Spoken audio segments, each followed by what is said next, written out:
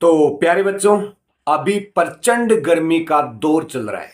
प्रचंड गर्मी, और इसी से बचने के लिए ही स्कूलों में जो ग्रीष्मकालीन अवकाश है वो शुरू हो चुका है। यानी कि शुरू हो चुकी है गर्मियों की छुट्टियां। छुट्टियां एक ऐसा शब्द है जो बच्चों के कानों में पड़ते ही उनमें उत्साह है और एक नई ऊर्जा का संचार करता है। बच्चों का जो मन है वो खुशियों से भर जाता है।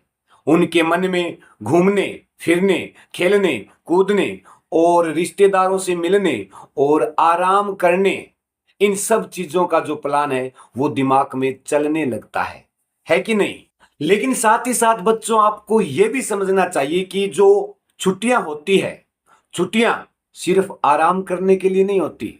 ये तो आपके लिए एक ऐसा अवसर देती है, एक ऐसा मौका देती है जिससे आप अपने आप को और भी ज्यादा बेहतर बना सकें। और बच्चों, अपने आप को और भी ज्यादा बेहतर बनाने के लिए आपको इन छुट्टियों का सही से उपयोग करना होगा।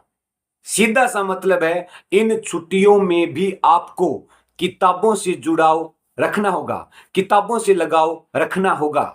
अब सोच के देखिए, अगर अगले 20, 25, 30 दिन तक आप किताबों से दूरी बना लेते हैं, आप किताबों से दूर हो जाएंगे तो क्या होगा?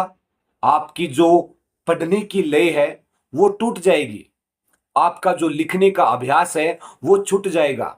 तो इसका मतलब इन गर्मियों की छुट्टियों का आपको सही से उपयोग करना ही होगा। आपकी हर दिन जो पढ़ने की आदत है उसे बनाए रखनी होगी। लिखने का जो अभ्यास है वो लगातार करना ही होगा। आपका जो सामान्य ज्ञान है जीके, उस पर भी ध्यान देना होगा।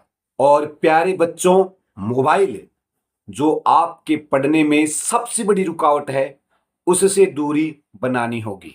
मतलब साफ है कि आपको कैसे भी करके पढ़ाई का मौका बिल्कुल भी नहीं छोड़ना है। चलिए एक प्रसंग सुनिए। आप सभी ने स्वामी विवेकानंद जी का नाम जरूर सुना होगा।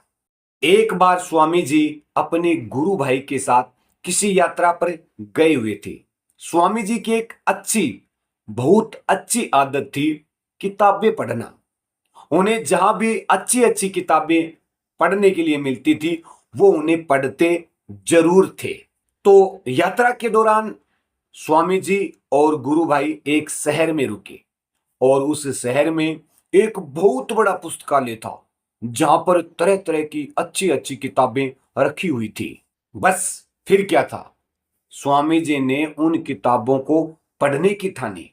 उसके बाद में गुरु भाई हर रोज स्वामी जी के लिए नई नई किताबें लाते और स्वामी जी बड़ी ही गंभीरता से उन किताबों को पढ़ते जाते।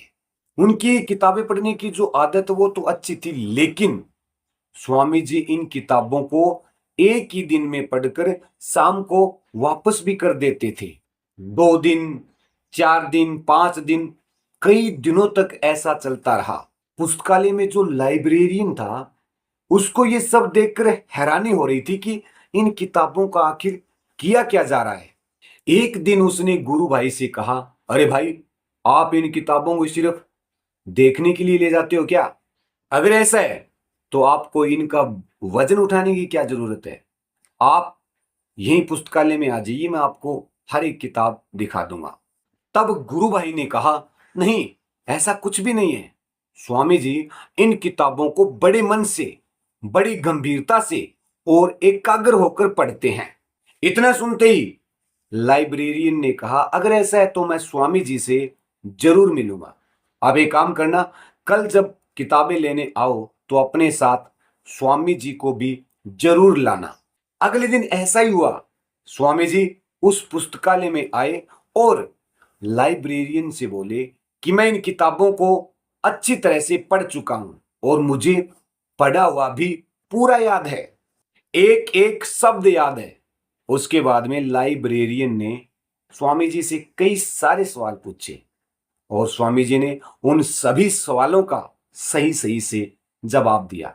और न सिर्फ सवालों का सही सही से जवाब दिया, बल्कि कौन से पेज पर क्या लिखा हुआ है वो सब कुछ भी लाइब्रेरियन को सुना दिया। लाइब्रेरियन फिर हैरान हो गया, आखिर ये कैसे संभव है। उसके बाद में उसने स्वामी जी से पूछा कि इसका कोई न कोई जरूर रहस्य होगा, कोई न कोई तो राज होगा, वो बताइए। तो स्वामी जी ने इसका रहस्य भी बताया और कहा कि पूरे मन के साथ, पूरी गंभीरता से और एकाग्र होकर अगर इन किताबों को पढ़ा जाए तो ऐसा संभव है। अब ये प्रसंग आपको इसलिए बताया गया है ताकि आप भी इन गर्मियों की छुट्टियों का भरपूर और सही उपयोग करें। देखो, अब की बार स्कूलों में जो शैक्षणिक सत्र है वो 1 अप्रैल से शुरू हुआ और 1 अप्रैल से लेकर के छुट्टियों से ठीक पहले तक स्कूलों में हर एक टीचर ने आपको इतना सिलेबस तो जरूर करवा दिया है कि आप उसका घर पर रिवाइज कर सकें, उसे पढ़ सकें, उसे दोहरा सकें, है कि नहीं। लेकिन इसी बीच समस्याएं भी आएंगी, चुनौतियां भी आएंगी। क्यों? क्योंकि अभी जो दौर है वो चल रहा है प्रचंड गर्मी का दौर, भयंकर गर्मी। इस दौरान आपको प्रचंड गर्मी का सामना करना पड़ेगा। धूल भरी आंधियां, तपती तेज लू, और हो सकता है कि आप इनकी चपेट में भी आ जाएं। लेकिन अपने आप को सेफ रखना है, इनसे बचाना है, अपने स्वास्थ्य पर ध्यान देना होगा। इसके लिए अच्छा खाना, अच्छा पीना, इन सब चीजों पर ध्यान देना होगा। क्योंकि अगर आप स्वस्थ रह पाएंगे तभी इन छुट्टियों में पढ़ पाएंगे, वरना पढ़ना तो दूर, मस्ती भी नहीं कर पाएंगे। अब ये समस्याएं आम हैं, ये समस्याएं हर साल आती है, इसलिए इनको अपने व्यवहार में लाना होगा। क्यों? क्योंकि गुरुजी आपको बार बार बताते हैं कि एक विद्यार्थी का जो जीवन है वो तपस्वी का जीवन है। एक विद्यार्थी का जो जीवन है वो तपस्वी का जीवन होता है। इसका मतलब आपको तपना होगा, आपको तपना होगा अपने घर वालों के सपनों के साथ, आपको तपना होगा अपने घर के हालातों के साथ, आपको तपना होगा, आपको तपना होगा एक टीचर के विश्वास के साथ, आपको तपना होगा किताबों के साथ। प्रचंड गर्मी आपको परेशान करेगी। प्रचंड गर्मी अगर आपको परेशान करे तो मेरी आज की ये बात जरूर याद रखना कि कूलर में पानी और पढ़ाई में जवानी लगा दो। क्या बताया? कूलर में पानी और पढ़ाई में जवानी लगा दो। नींद के झोंकों को अपनी कामयाबी की कहानी सुना दो।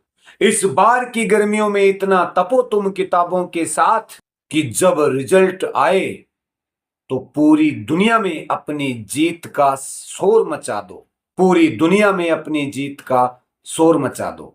तो प्यारे बच्चों, अभी छुट्टियों से ठीक पहले आपके चेहरे पे जो चमक थी छुट्टियों को लेकर, जो उत्साह था छुट्टियों को लेकर, जो एक नई ऊर्जा का संचार था छुट्टियों को लेकर, उससे कहीं ज्यादा उत्साह है, उससे कहीं ज्यादा संचार, उससे कहीं ज्यादा ऊर्जा जब छुट्टियां खत्म होंगी, जब आप वापस स्कूल लौटोगे, तब हर एक बच्चे में नजर आनी चाहिए।